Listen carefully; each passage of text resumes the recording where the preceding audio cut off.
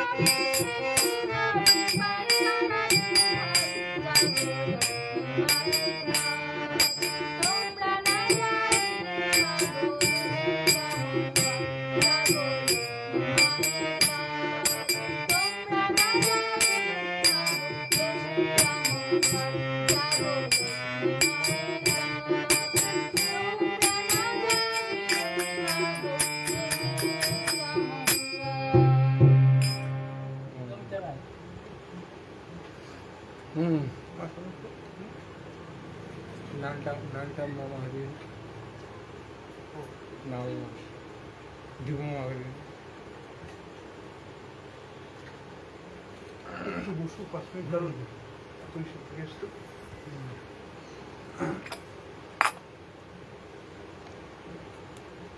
আচ্ছা দিকটা বলে বলতে পারবো তো কই দেখো ওই যে উপরে আছে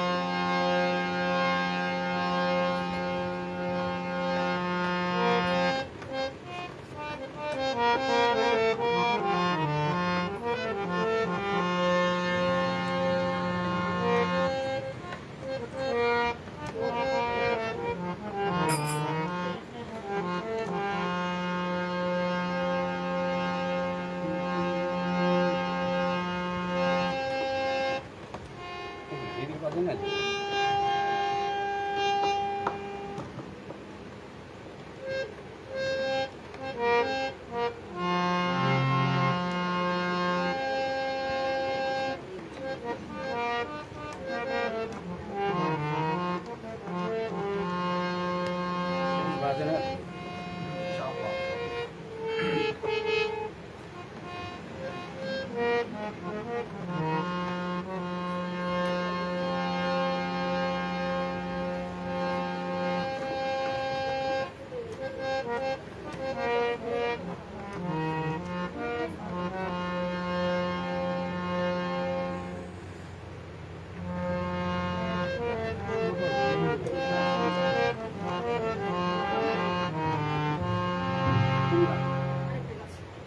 আমার জায়গা বুঝতেছে না মিলছে না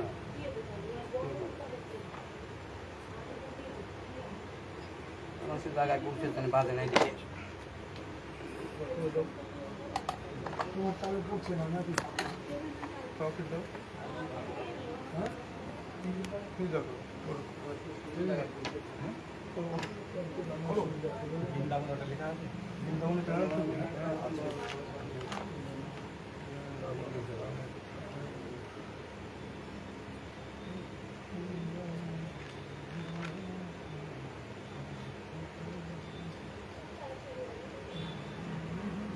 বসে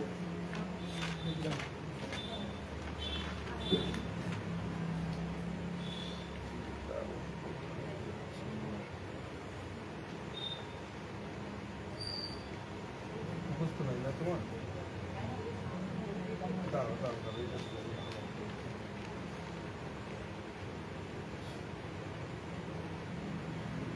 যেটা মুখস্থ আছে করো তাহলে ধুলি বলতে জানো না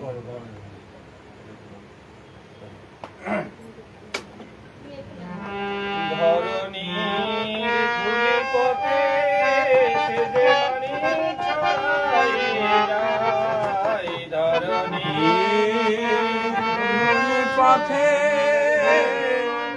ছড়াই যায় ধরণী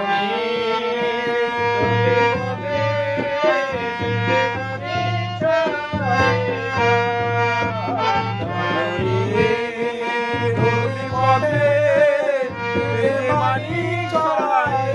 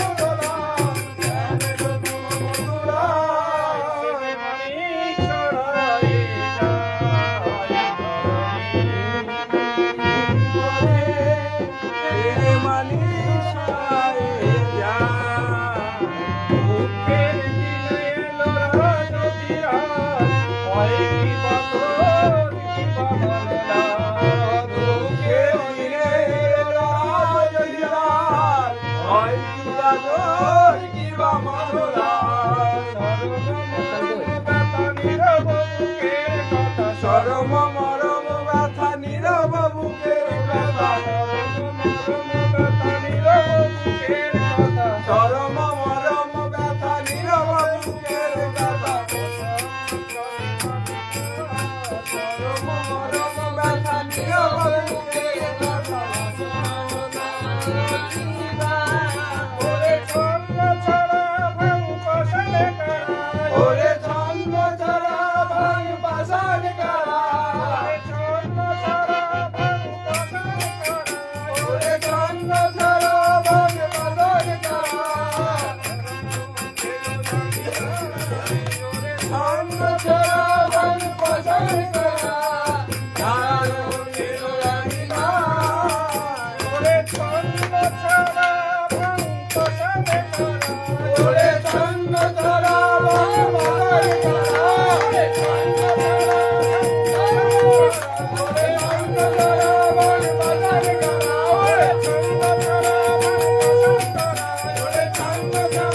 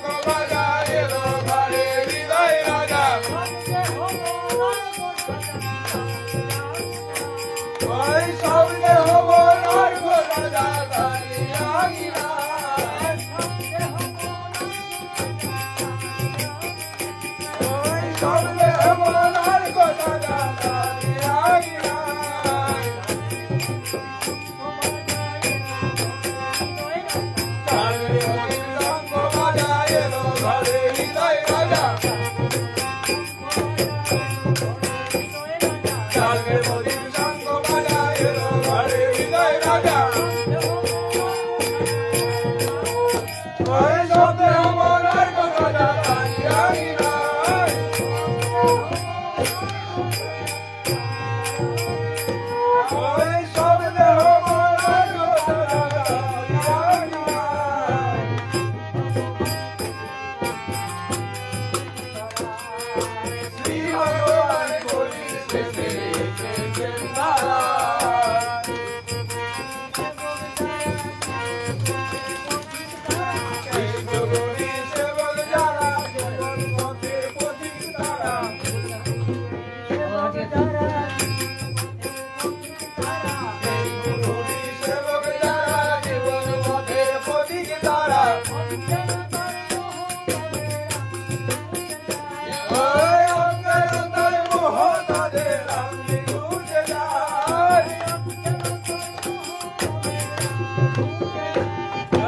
অজ্ঞানতার মোহতারে আমি ডুবে যাই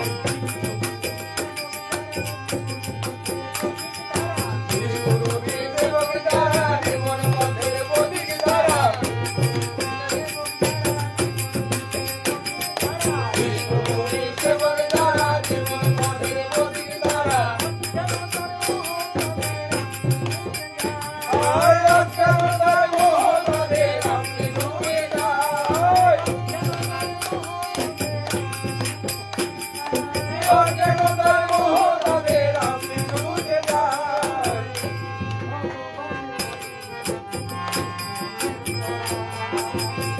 ভগবান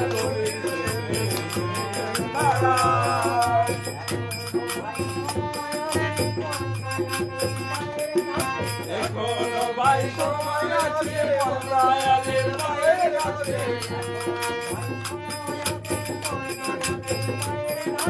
এখনো ভাই সময় আছে দয়ালের মায়ের কাছে নইলে ভাটার টানে যাবি ভেঙে পাবি রে তোমায় নইলে ভাটার টানে যাবি ভেঙে পাবি রে তোমায়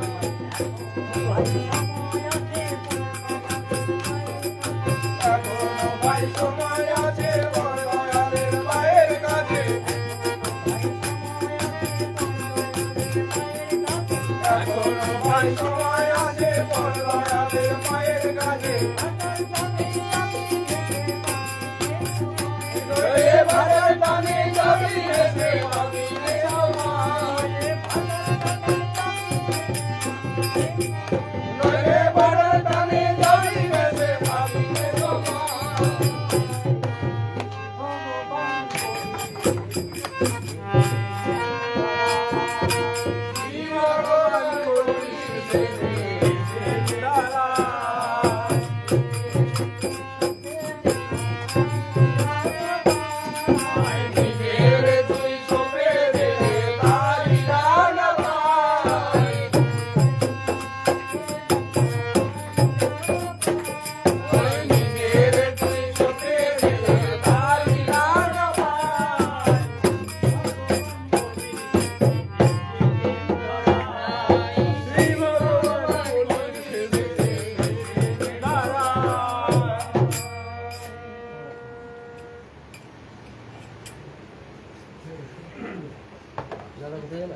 আছে ভাই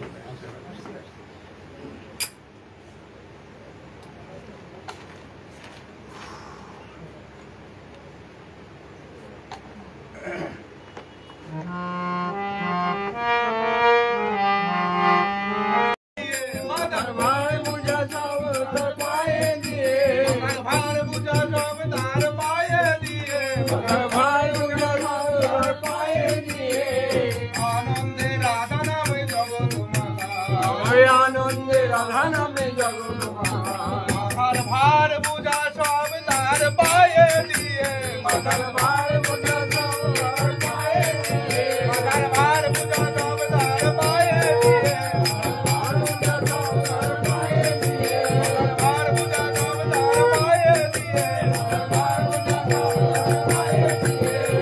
আনন্দে রাধা নামে জগৎ মাতা আনন্দে রাধা নামে জগৎ মাতা আনন্দে রাধা নামে জগৎ মাতা আনন্দে রাধা নামে জগৎ মাতা তোরা কে দেখবি মনের মানুষ কে দেখবি আয় বারে কে দিলে যারে আদার খুঁজে যায় তোরা কে দেখবি মনের মানুষ কে দেখবি আয় বারে কে দিলে যারে আদার খুঁজে যায়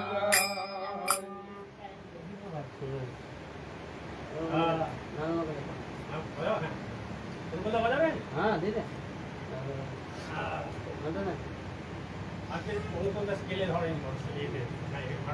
কেন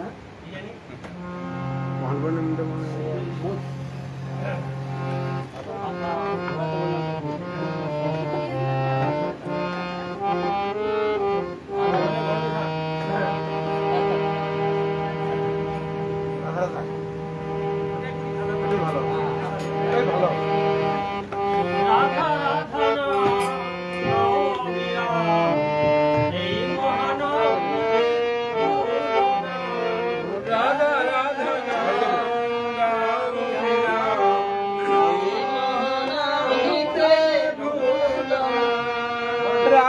রাধা নাম গাও বিরাম এই মহানাম নিতে ভুলো না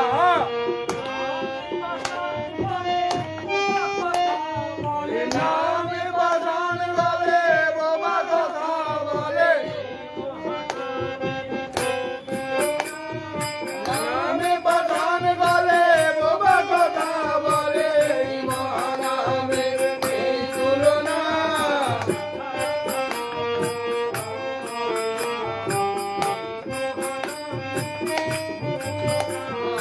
রাধা রাধা নাম গাও বিরাম এই মহানাম নিতে ভুলো না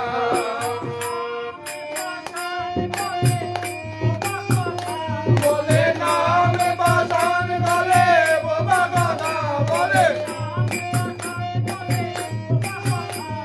নামে বাজান বলে বাবা কথা বলে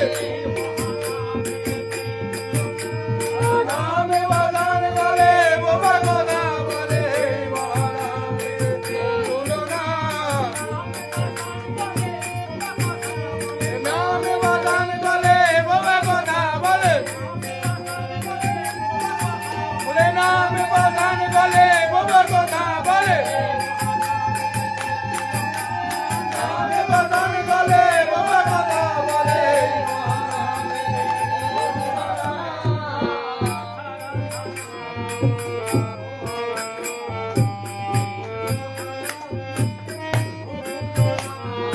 রাধা রাধা নাম গাও বিরাম এই মহানাম নিতে ভুলো না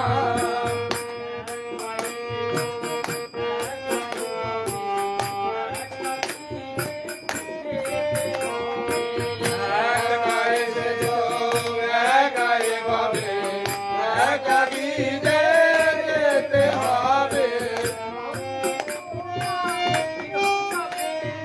সঙ্গে তোমার কেউ যাবে না সঙ্গে তোমার কেউ যাবে না ভেবে একবার দেখো না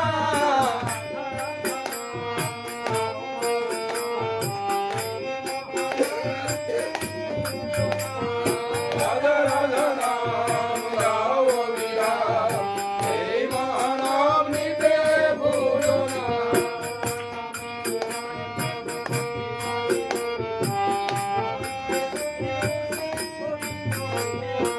মাইনি গান জয় ধরে রামলে রামলে বসে দিন বলে তোমারে দিন নাহি রবে তাও কি ভেবেছ তোমারে দিন নাহি রবে তাও কি ভেবেছ ভেবে একবার দেখো না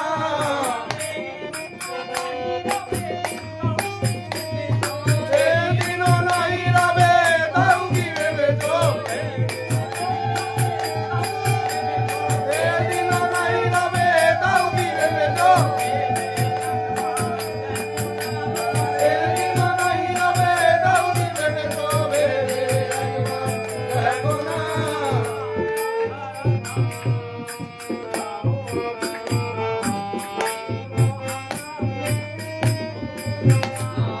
রাধা রাধা নাম গাও বিরাম এই মহানাম নিতে ভুলো না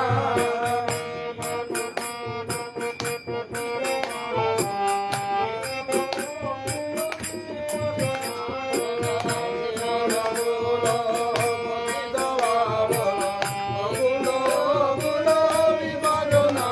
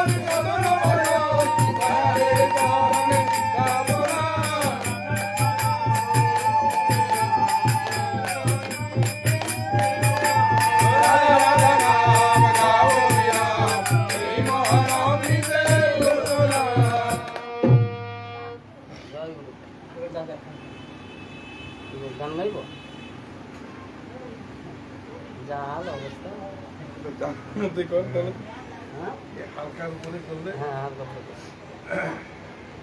সরাসরি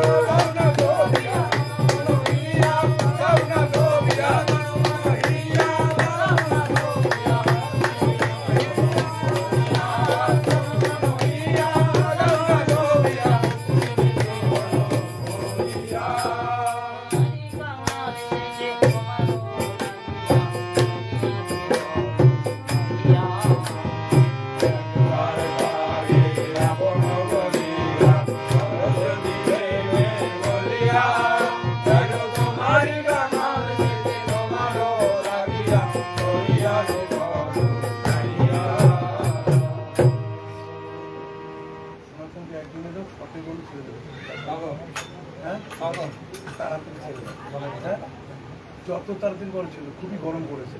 বাবা আমাদের সঙ্গীতাঞ্জলি এখানে শেষ হলো। এবার সংক্ষিপ্তভাবে আলোচনা রাখবে সমাজের দাবি।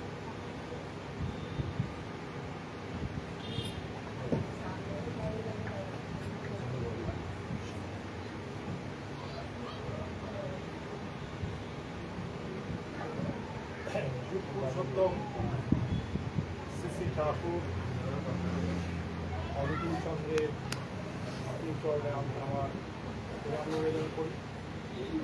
আমার বিশ্বাস যে আজকের আমাদের এই যে সৎসঙ্গ, এই সৎসঙ্গে আমাদের পুরুষোত্তম শ্রী ঠাকুর আমাদের সবাই উপস্থিত আছে এবং তার সঙ্গে আমাদের বিশ্বাস এইখানে উপস্থিত হয়েছেন আমাদের প্রথম আচার্যদেব শ্রী বর্দা বড়মা, সেই সঙ্গে আমাদের বর্তমান। তো আজকে সংক্ষেপে আমাদের এই অত্যন্ত বড় একটা কথা বলবো যে একজন আমাদের যা বলছিলেন, শ্রী ঠাকুর শঙ্করচন্দ্রের ভাবনাই ছিল যে তুমি যদি অপরের মঙ্গল চিন্তা ভাবনা করো তাহলে দেখবে যে তুমি অপরের মঙ্গল চিন্তা করলে সেই মঙ্গল কিন্তু তোমার এবং তোমার পরিবারের জন্য কিন্তু এসে উপস্থিত হবে। তো ঠাকুরের এই চিন্তা ভাবনা, এটা আমি একজন তার কাছে শুনেছিলাম। তো আমিও বিশ্বাস করি যে যদি আমরা সেটা হচ্ছে যে ঘোষণা করতে পারি, যে আমরা আমাদের যারা প্রতিবেশী তাদেরকে যদি আমরা সঠিকভাবে সঠিক দিকটা দেখাতে পারি, তাহলেই কিন্তু আমরা সেটা হচ্ছে অনেক দূরে যেতে পারি। আজকে আমাদের যখন এই সঙ্গীতটা শুরু হলো, তখনই প্রথম সঙ্গীতেই সেটা হচ্ছে যে আমরা শুনলাম যে যদি যারা লক্ষ্মী মা, তাদের যদি জাগরণ না হয় তাহলে কিন্তু বেশি উন্নতি হতে পারবে। তো আজকে আমি জানি না এই গানটা কার লেখা, প্রথম যে লেখা হয়েছিল, তো গানটা আমার মনে দাগ কাটলো এই কারণে যে ঠিক এত মানে সুন্দর গান এবং যিনি লিখেছিলেন তিনি সেটা হচ্ছে যে চিন্তা ভাবনা করছিলেন যে লক্ষ্মী বাইরের উত্থান দরকার। তো আজকে ভারতবর্ষের আজকে আমাদের সংবিধান, সেই সংবিধান আজকে প্রায় 75 বছর হতে চলল। তো সেই 75 বছর পর আমরা এই প্রথম দেখলাম যে ভারতবর্ষের যে সরকার, সেই সরকার চিন্তা ভাবনা করছেন যে লক্ষ্মী মায়েদের দরকার আছে। যদিও এবছরে যে আমাদের মানে যে লোকসভা নির্বাচন হয়ে গেল, সেটাও লক্ষ্মী মায়েদের সেটা হচ্ছে যে 30% যে রিজার্ভেশন সেটা আসেনি, কিন্তু শুনেছি যে 2029 সালে এটা চালু হবে। তো আজকে এটা আমরা বুঝতেই পারছি যে আমাদের সেটা হচ্ছে যে এই যে আমাদের বাঁচা এবং মারার ক্ষেত্রে সবথেকে হচ্ছে যাদের দায়িত্ব বেশি, সেটা হচ্ছে মায়ের। তো আজকে দুইটা যে শব্দটা, এই শব্দটা কত যে গুরুত্বপূর্ণ যারা মায়েরা আছেন। আমরা জানি যে সেটা হচ্ছে দুইটা মানে দুটো কুল, আর পিতা মানে যিনি উপকার করেন বা উপকারী আর কি, দুইটা শব্দটাকে ব্যাখ্যা করা যায়, বেশি ব্যাখ্যা যাচ্ছে না। তো আমরা যারা পুরুষ মানুষ তারা আমরা সেটা হচ্ছে যে আমরা আমরা আমাদের যে মানে পিতৃপুরুষ, সেই পিতৃপুরুষ চিন্তা ভাবনা করি একটা করে। আর যারা আমাদের যারা মানে মেয়েরা যারা স্বামী পরিবারে আসেন, তাদের দুটো কুল, একটা স্বামী কুল, একটা হচ্ছে পিতৃকুল, সেটা হচ্ছে দুইটা। তো সেই জন্য সমাজের সেটা হচ্ছে যে আমরা যদি ভাবি তাহলে দেখবো যে আমাদের থেকে অনেক বেশি দায়িত্ব হচ্ছে মায়েরা। তো সেই জন্যই আমাদের সেটা হচ্ছে যে মায়েরা বুঝতেই পারছেন যে আপনাদের দায়িত্বটা আমাদের মানে পুরুষদের চাইতে অনেক বেশি একটু সমাজ করা। আর আরেকটা জিনিস সেটা হচ্ছে যে আমরা যারা মা এবং বাবা সকলেই আমরা কি চিন্তা করি না, সেটা হচ্ছে যে কথা আমাদের ঠাকুর বারবার বলে গেছে, সেটা হচ্ছে যে মানে সঠিক প্রজনের ব্যাপারটা। তো সন্তান না জন্মাতেই একটা কবির ভাষায় যে সন্তান না জন্মাতেই তার মা বাবা সন্তানের মঙ্গল কামনা করে। তো আমরা জানি যে আমরা সেটা হচ্ছে যে ঠাকুরের ভাষায় সেটা হচ্ছে পিতা স্বর্গ পিতা ধর্ম হচ্ছে পৃথিবী হচ্ছে সকল দেবের বন্দনা পিতৃ চারিয়ানের সকল দেবের বন্দনা। তো ঠাকুর বললেন সেটা হচ্ছে যে হ্যাঁ সেটা হচ্ছে যে বাবা প্রতি আমাদের সেটা হচ্ছে যে অবশ্যই সেটা হচ্ছে আমাদের প্রাণ রাখতে হবে এবং আমরা যাই করি না কেন যে দেবতাই বুঝি না কেন পিতা থেকে বড় দেবতা তো হতে পারে না। আবার তিনি পরের কথাতেই বললেন যে মাতা পিতা শ্রেষ্ঠ জনের ভক্তি শ্রদ্ধা যাই রাখ না ইষ্ট অনুগ না হলে আসবে না তো সম্বর্ধন। ঠিকই আমরা মাতা পিতার প্রতি যতই ভক্তি শ্রদ্ধা রাখি না কেন যদি ইষ্ট অনুগ না হই তাহলে কিন্তু আমরা সঠিক জায়গায় পৌঁছাতে পারবো না। তো সেটা হচ্ছে যে আমি দেখেছি যে আমাদের এইখানে আমাদের একজন গুরু ভাই আছে ডাক্তার জয়দেব পাল। তো সেই লোকটাকে আমরা দেখেছি যে উনি অনেক ব্যস্ততা থাকে তবুও কিন্তু উনি সময় পেলে কিন্তু আমাদের সৎসঙ্গ মন্দিরে যান। তার কারণ অনেক ডাক্তার আছে কিন্তু তারা যান না। কেন যান না? তারা স্টোরও হতে পারেনি, তার সাথে স্টোরও হয়েছে বলে কিন্তু জয়দেব পাল সেটা হচ্ছে যান এবং জয়দেব পালকে আমরাও সকলে শ্রদ্ধা করি। এই যে তিনি তার মানে কর্ম ছাড়াও হাজার হাজার লোকের যে শ্রদ্ধাটা পান এই কারণে যে তিনি ঠাকুরের প্রতি তার প্রাণ আছে। যাই হোক আমি আমার আলোচনা ওই জায়গাতে যাব না। তো একটা কথা সেটা হচ্ছে যে আমরা এই যে দ্বিতীয় রোববার কিশোরদার বাড়িতে এসে আমরা কিছুক্ষণের জন্য সেটা হচ্ছে যে ঠাকুর পরিবারের এবং ঠাকুরকে আমরা দর্শন করলাম এবং কিছুক্ষণ বিভিন্ন গান শুনলাম। এটা আমাদের সকলের সেটা হচ্ছে যে উপকার হয় এবং আমি খুবই ভুক্তভোগী। সেটা হচ্ছে যে আমি একদিন প্রতিদিনই আমি যখন বাইরে গেলে পরে ঠাকুর ঘরে প্রণাম করে যাই, কিন্তু সেই দিন আমি খুব ব্যস্ত ছিলাম বা যে কোনো কারণে আমার ভুল হলো, আমি সেটা হচ্ছে যে ঠাকুর ঘরে প্রণাম না করেই গেলাম। আমার যেটা কোনোদিন হয় না শিয়ালদাতে আমি নেমে সেটা হচ্ছে যে ওই উল্টোডাঙ্গার দিকে একটা ট্রেন ধরলাম, সেখানে আমরা 6 জন ছিলাম। আমার পকেটে 50,000 টাকা ছিল। কীভাবে যে টাকাটা মানে এই পকেটে ছিল কীভাবে চিন্তা হলো আমি বুঝতেও পারলাম না। পরে ট্রেনে উঠে আমার মনে হলো 4-5 জন ধীরে ধরে ছিল যে টাকাটা তো নিয়ে নিয়েছে। যাই হোক আমি দেখলাম আর কিছু করার নেই, আমি চাইলেও করলাম না, কিছু করলাম না। তো চলে এলাম। তো চলে আসার পরে আমি চিন্তা করলাম যে আমার আজকে যে কিছু ঘরে না যাওয়াটাই যেমন ভুল ছিল। তো তারপর থেকে আমি অনেক সময় সাকসেসফুল হয়েছি। সেটা হচ্ছে যে আমার ওই ভগবান মানে আমার প্রাণে বিশেষ দাগ কেটেছে যে অন্তত মানে কোথাও ভালো কাজের জন্য যাওয়ার আগে যেমনি আমরা পিতামাতার আশীর্বাদ দিই, সেটা হচ্ছে আমাদের সকলের আগে দরকার হচ্ছে ঠাকুর আশীর্বাদ দেওয়া। আমার এই আপনাদের কাছে আবেদন থাকবে আমরা যেখানেই যাই যে আমরা যদি আমাদের যে পরম পিতার যদি আশীর্বাদ নিয়ে আমরা বেরোতে পারি, আমার মনে হয় যে অনেক বিপদ আমাদের কেটে যাবে।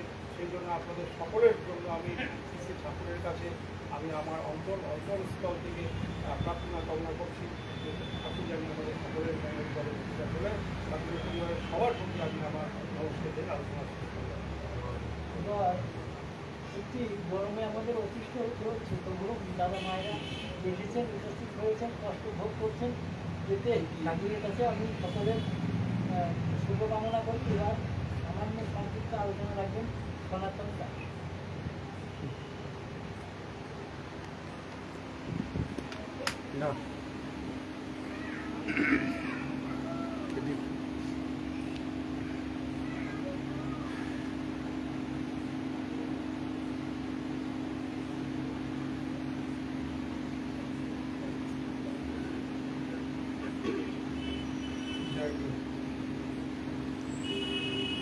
সময় খুবই সংক্ষেপ।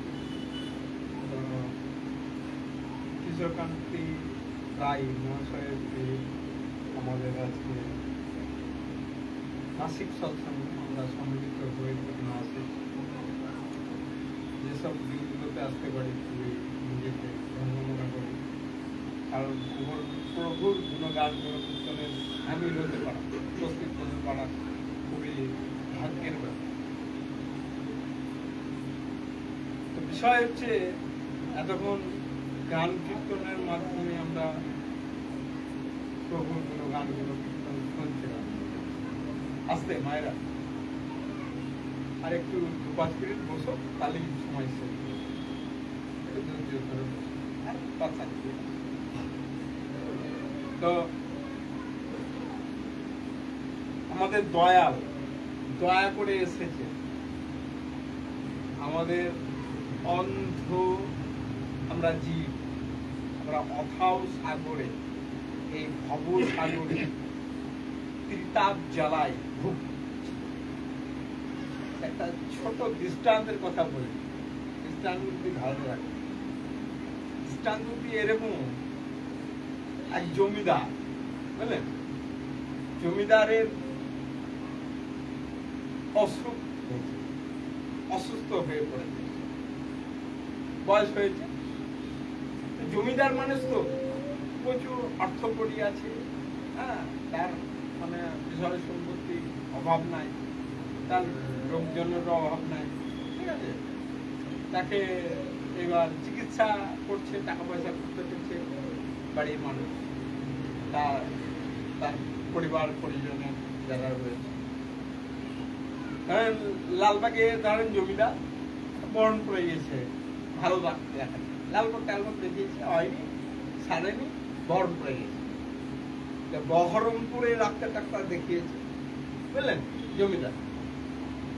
সেই জমিদার মানে তাতেও অসুখ ভালো হচ্ছে, যে ব্যাধিটা তাকে আক্রান্ত করেছে, গ্রাস করেছে, সেই ব্যাধিটা তাকে ছেড়ে যাচ্ছে।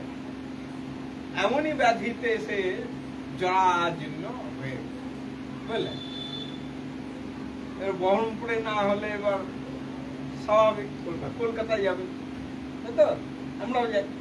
তো কলকাতাতে গিয়েছে, কলকাতাতেও ওই একই রকম ভাবে তার চিকিৎসা হয়েছে, বিভিন্ন পরীক্ষা নিরীক্ষা হয়েছে, হ্যাঁ, বুঝলেন মায়েরা।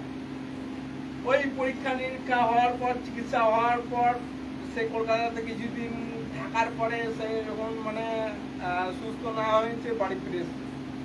এবার বাড়ির লোকজন ভাবছে যে আমার তার কি হলো, পুত্ররা বলছে কি হলো, নাতি নাতনিরা বলছে আমার বাবুর কি হলো, বাঁচবে না নাকি, হ্যাঁ, দাদুর মনে হয় সময় ভরে। তা বাড়ির সবাই বলছে, আরে সবাই তো আজকাল সব শেষে কোথায়, কলকাতা সব শেষ করে কোথায় যায়, আজকাল যাচ্ছে খুব দক্ষিণ ভারত, ভেলুর, তো মানে সেই ভেলুরে ভাবলো চল একবার ভেলুর দেখি কি আছে, একবার চেষ্টা করে দেখি না, যদি ভালো হয়ে যায়। হ্যাঁ, জমিদার তো পয়সার তো অভাব নাই, যেখানে ইচ্ছে সেখানে যাবে।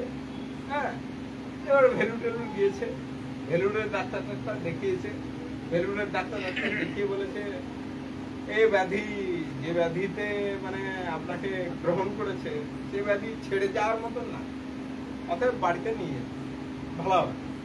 ভেলুরের ডাক্তার জবাব দিয়ে দিয়েছে, বুঝলেন। এবার সেই জমিদারকে বাড়িতে নিয়ে এসছে, বাড়িতে এসে শয্যা সে তার কক্ষে সারাক্ষণ শুধু শুয়ে থাকে, আর মনে মনে ভাবে এই বুঝি মৃত্যু আসলো, আমাকে গ্রাস করবে, আমি মনে মরে যাব, আমার পার্থিব শরীরটা বাড়ি থেকে নিয়ে গিয়ে বলবাড়ি জীবন করবে। তো এই ভাবছে সে, আর সে দিন গুনছে মৃত্যু, যেহেতু শেষ জায়গায় ভ্যালু, সেখানে জবাব দিয়ে যাচ্ছে, তাই তো, আসতে মায়েরা।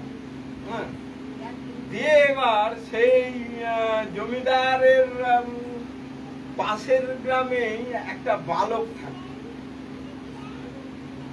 সেই বালক সেই জমিদারের বাড়িতে এসেছে, জমিদারের সঙ্গে দেখা করবে। সে জমিদারের যারা সাঙ্গ পাঙ্গ আছে, আত্মীয় স্বজন আছে, তারা বলেছে জমিদার তো অসুস্থ মানুষ, তার সঙ্গে দেখা করাটা এখন ঠিক হবে না, অসুস্থ মানুষের সঙ্গে তুমি কি করবা বাবা, তুমি তো বাচ্চা ছেলে। বলছে না, তার সঙ্গে আমার দেখা করা খুবই প্রয়োজন। সেই বাচ্চা ছেলেটি জমিদারের সঙ্গে দেখা করে, জমিদারের সঙ্গে দেখা করার ব্যবস্থা করে দিয়েছে। সেই যখন ছেলেটির কথা সে যখন মানে কেউ এড়িয়ে যেতে পারছে না, হ্যাঁ, তখন তার কথা মতো তার সঙ্গে জমিদারের মানে দেখা সাক্ষাৎ করিয়ে দিয়েছে। জমিদারকে তখন বলছে, জমিদার বাবু আপনার কি হয়েছে?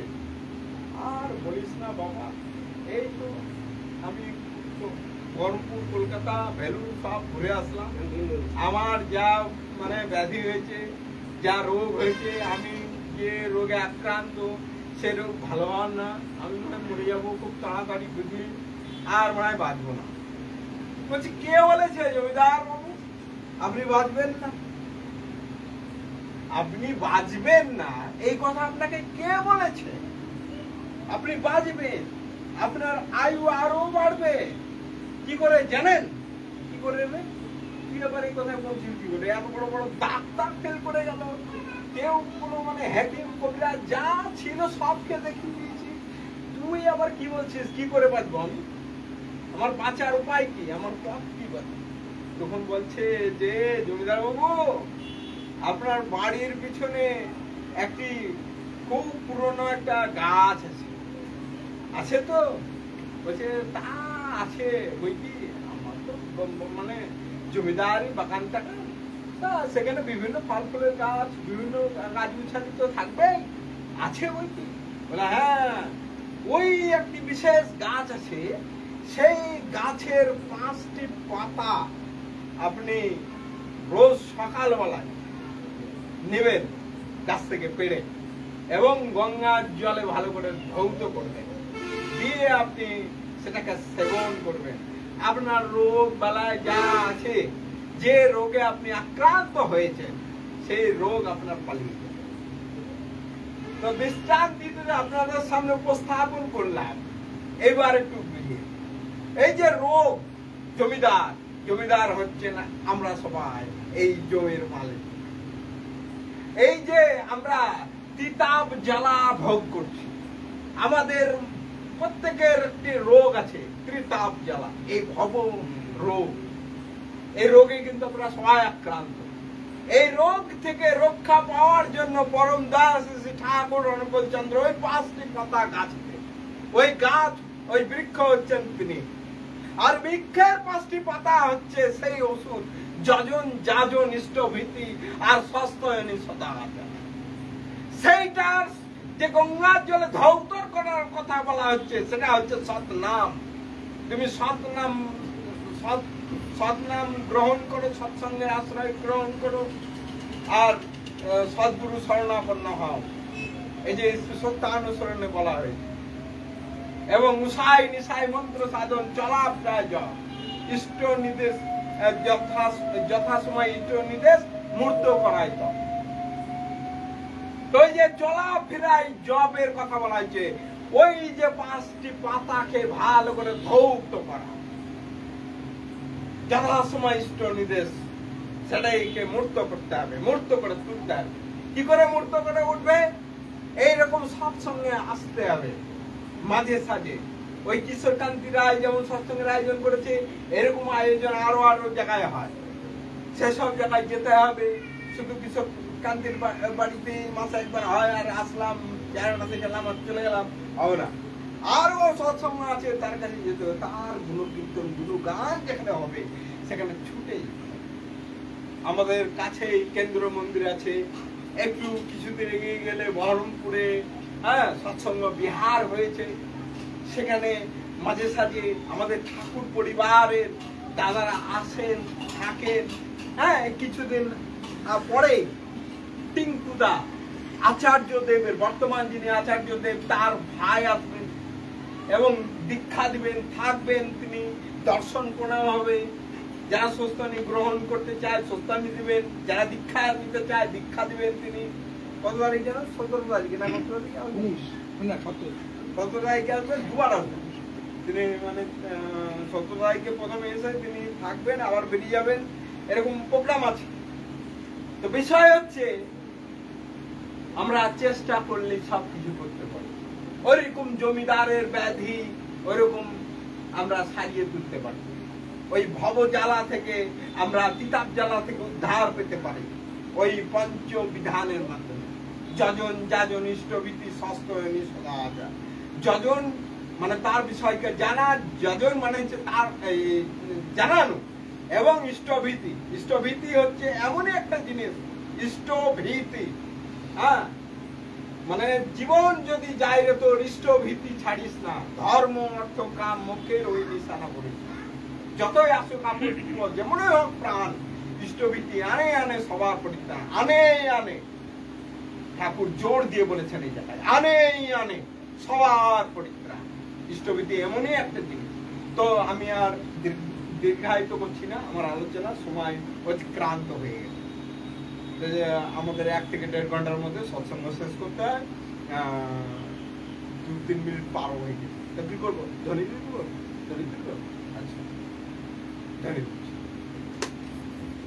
বন্দে পুরুষোত্তমম, বন্দে পুরুষোত্তমম, বন্দে পুরুষোত্তমম, বন্দে পুরুষোত্তমম, বন্দে পুরুষোত্তমম, বন্দে পুরুষোত্তমম। পরম প্রেমময় শ্রী শ্রী ঠাকুর অনুকূলচন্দ্র জি কি জয়।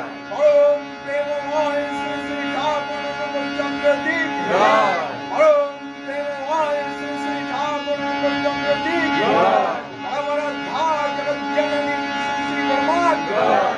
পরমারাধ্যা জগজ্জননী শ্রী শ্রী পরমাত্মা জয়। পরমারাধ্যা জগজ্জননী শ্রী শ্রী পরমাত্মা জয়। পরম পূজ্যপাদ শ্রী শ্রী পরমাত্মা জয়। পরম পূজ্যপাদ শ্রী শ্রী পরমাত্মা জয়। পরম পূজ্যপাদ শ্রী শ্রী পরমাত্মা জয়। পরম পূজ্যপাদ শ্রী শ্রী আচার্য দেব জয়। পরম পূজ্যপাদ শ্রী শ্রী আচার্য দেব জয়। পরম পূজ্যপাদ শ্রী শ্রী আচার্য দেব জয়। সৎ সঙ্গত জয়। সৎ সঙ্গত জয়। সৎ সঙ্গত জয়। বন্দে পুরুষোত্তমম, বন্দে পুরুষোত্তমম, বন্দে আর্য, বন্দে আর্যবন্দে, বন্দে মাতৃভূতম, বন্দে অহং কৃষ্ণদৈবতম, বন্দে পুরুষোত্তমম, বন্দে পুরুষোত্তমম, পরম প্রেমময় শ্রী শ্রী ঠাকুর অনুকূলচন্দ্র জি কি জয়। জয় গুরু। সকলের মঙ্গল কামনা করে আজকের অধিবেশন এখানে টাইম পার হয়েছে বলছো? না পারাইনি। না না, 1 মিনিট আগে ঠিক আছে, ভালো হয়েছে। হ্যাঁ, তাহলে ঠিক আছে। একটা মঙ্গলের জন্যই কথা। আপনার লোকে টাইম।